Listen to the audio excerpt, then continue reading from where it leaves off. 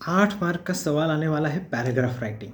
18 तारीख को आपकी एग्जामिनेशन है। आई होप कि आपने प्रिपरेशन शुरू कर दी है। भी पैराग्राफ राइटिंग होता क्या है? पैराग्राफ मतलब a passage. A paragraph word से बनता है, सेंटेंस, सेंटेंस से बनता है एक पैराग्राफ।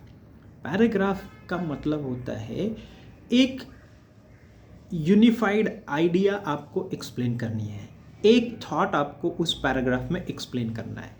वो आइडिया, थॉट, लॉजिक कुछ भी हो सकता है, वो आपको उसी के इर्द गिर्द एक पैराग्राफ आपको एक्सप्लेन करना है। उसमें दूसरी आइडिया मिंगल नहीं करना है, मिक्स नहीं करना है। पैराग्राफ बनाते इसलिए है क्योंकि बड़े से चैप्टर में एक सब पॉइंट होता है, वो सब पॉइंट या आइडिया एक पैराग्राफ में एक्सप्लेन की जाती है। तो आपको भी ऐसा पैराग्राफ लिखना होगा। तो पैराग्राफ लिखते समय 2-3 चीज़ें। एक तो आप एक ही पैराग्राफ में वो पूरी आइडिया एक्सप्लेन करोगे, यूनिफाइड, एक यूनिफाइड चंक होगा आपके पैराग्राफ का। दूसरी तीसरी आइडिया उसमें कुछ नहीं होगी। दूसरा चीज़ ऑर्डर। ऑर्डर मतलब क्या? जो भी आप लिखोगे 1 2 3 4 5, बिगिनिंग, डेवलपमेंट एंड कंक्लूजन, इस प्रकार की ऑर्डर होगी।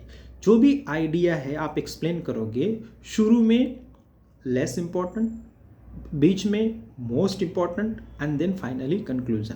इस क्लाइमैक्स के ऑर्डर के थ्रू आपको वो एक्सप्लेन करनी है। हेल्टर स्केल्टर इधर उधर लिखना नहीं है। तीसरी बात, जो भी आप लिखोगे उसमें एक लिंक होनी चाहिए, एक कोहेजन होना चाहिए, एक कोहेरेंस होना चाहिए।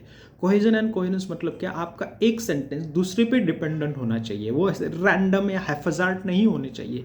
उसमें एक लिंक होनी चाहिए, डिपेंडेंट। जैसे once upon a time there was a king, he lived with his spouse and 2 kids. देखो, हर एक में एक लिंक है।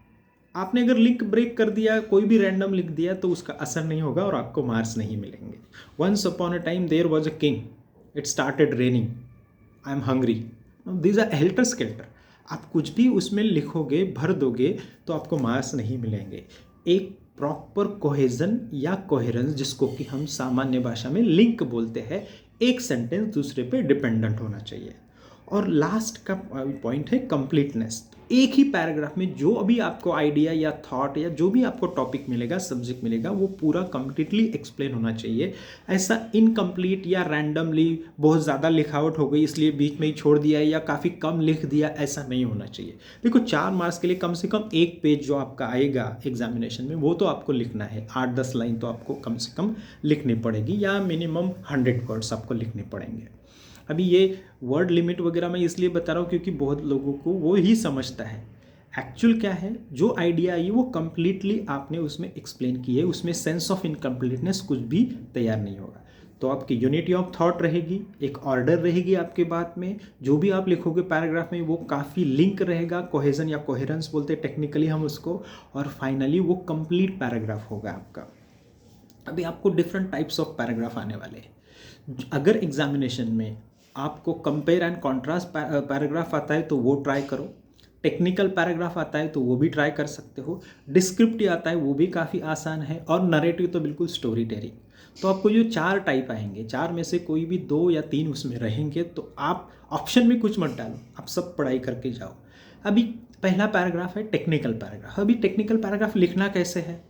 जैसे कोई भी टेक्निकल चीज़ आपको आएगी, टेक्निकल मशीन या इंस्ट्रूमेंट या टूल आपको दिया जाएगा, जैसे laptop, smartphone, mobile phone, computer, lathe machine, या फिर आपका जो वर्कशॉप में आपको जो भी मशीन ही हो, जैसे ग्राइंडिंग मशीन होता है, कुछ भी अगर आए, वेल्डिंग की प्रोसेस है, कुछ भी आ सकता है। तो कैसे लिखते हैं टेक्निकल पैराग्राफ, उसका टेक्निक बताता हूँ। टेक्निकल अगर पैराग्राफ या कोई भी आया आपको आइडिया, जैसे स्मार्टफोन, तो पहले उसको डेफिनेशन लिखो कि ये स्मार्टफोन होता क्या है या कंप्यूटर क्या होता है, उसकी डेफिनेशन लिखो। फिर उसके यूसेजेस क्या है वो लिखो। फिर उसको जो इंस्ट्रक्शंस होती है, उसकी ऑपरेटिंग इंस्ट्रक्शन वगैरह, उसके बारे में लिखो। और फिर उसकी सेफ्टी इंस्ट्रक्शन के बारे में लिखो। सेफ्टी इंस्ट्रक्शन मतलब क्या कि अगर उस समझो स्मार्टफोन है तो वो पानी में अगर गिर गया तो क्या हो सकता है, उसके अगेंस्ट की जो इंस्ट्रक्शंस है वो आप लिखो। सो टेक्निकल पैराग्राफ लिखते समय उसका डेफिनेशन, उसके यूसेजेस, उसके डिफरेंट पार्ट्स भी आप लिख सकते हो। और उसके लिए इंस्ट्रक्शंस कि उसको ऑपरेट कैसे करते हैं और उसको प्रोटेक्ट कैसे करते हैं। ये 3-4 चीज़ें अगर सिस्टमेटिकली आपने लिखी तो यहाँ पे 3 या 3.5 या 4 मार्क्स भी आपको मिल सकते हैं। दूसरा प्रकार का पैराग्राफ है डिस्क्रिप्टिव पैराग्राफ। डिस्क्रिप्टिव पैराग्राफ मतलब क्या, आपको कोई भी इवेंट या इंसिडेंट इस प्रकार डिस्क्राइब करना है कि लोग उसको फील कर सके, भले ही वो एक्चुअली फिजिकली वहाँ पे नहीं है लेकिन वो फील कर सके। अभी आपको एक एग्जांपल देता हूँ। आपके अगर आंखों के सामने वही चित्र आया तो मेरा डिस्क्रिप्टिव पैराग्राफ करेक्ट है। जैसे कि बेगर, अब बेगर एक भिखारी को मैं डिस्क्राइब करता हूँ। अगर आपके सामने भिखारी का चित्र आया जिस प्रकार मैं बोल रहा हूँ तो मैं सक्सेसफुल हूँ उस पैराग्राफ को लिखते समय। अब बेगर, a beggar was standing in front of a vada pav shop. Two students were eating vada pav and they were enjoying the taste of it.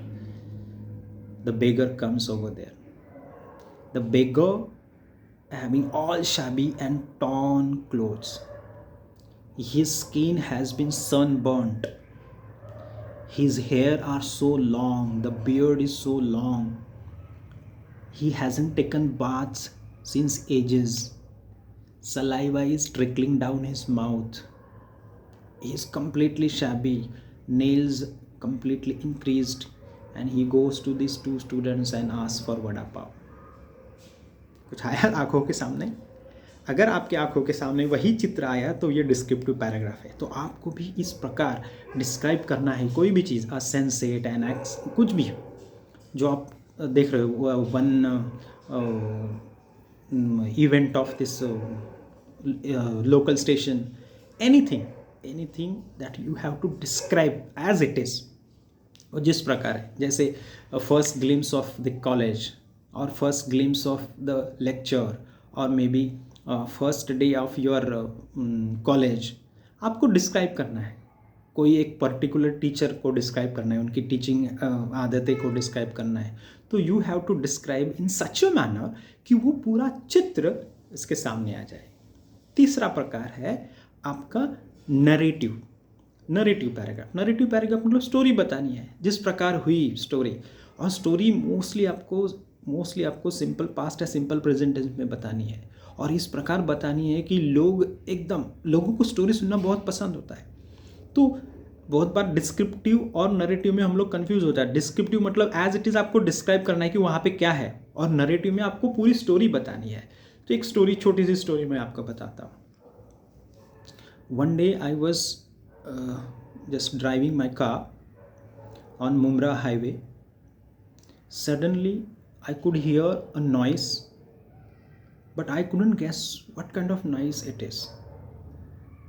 I was speeding because I was getting late, but the noise is little increased. The noise has little increased after some distance is passed. So I doubted what would it be, and it was a hissing sound. So I had a fear that what kind of hissing sound is there? Is there any problem with my car?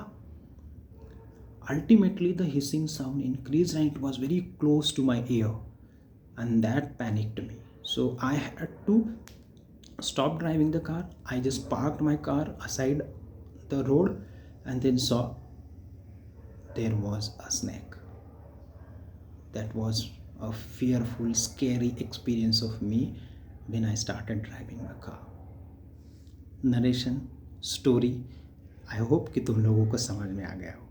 जो fourth प्रकार का paragraph आने वाला है वो है compare and contrast. No, compare and contrast मतलब दो चीज़ों में आपको कंपैरिजन करनी होगी। सिमिलैरिटीज़ भी एक दो लिख दी आपने उसमें तो भी चलेगा, लेकिन मेनली डिफरेंसेस लिखने हैं। देखो, एक इंपॉर्टेंट टॉपिक आपको आएगा जो कि आपके वर्कबुक में भी दिया है, offline class and online class. क्योंकि रिसेंटली हम लोग कोरोना से बाहर आए तो मोस्टली जो पेपर सेटर है शायद उनके दिमाग में यही रहेगा। तो आप ये अच्छे से करके आओ कि offline class versus online class, या फिर अभी अभी तुम लोगों ने कॉलेज लाइफ शुरू किया है तो school life and college life, इसमें भी वो पूछ सकते हैं।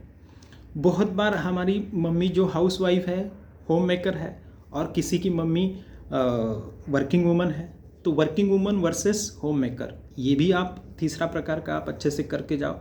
दोनों का कंपैरेटिवली लिखना है। देखो, एक चीज़ एक सब्जेक्ट की और उसी का काउंटर आर्गूमेंट दूसरे सब्जेक्ट का। सो स्कूल लाइफ का 1 पॉइंट तो कॉलेज लाइफ का 1 पॉइंट, इस प्रकार भी लिख सकते हो, या स्कूल लाइफ के 4-5 पॉइंट एक साथ और फिर कॉलेज लाइफ के 4-5 पॉइंट एक साथ, आप इस प्रकार भी लिख सकते हो। अगर आप मराठी मीडियम से हो, इंग्लिश का प्रॉब्लम है, तो छोटे छोटे सेंटेंसेस में लिखो, ज़्यादा एलाबोरेट या कॉम्प्लेक्स या बड़े कंपाउंड सेंटेंसेस लिखने की ज़रूरत नहीं। But if you are from English medium, CBSE and all, then you can take the liberties. Make sure कि आपकी ग्रामेटिकल एरर ना हो, आपकी स्पेलिंग एरर ना हो।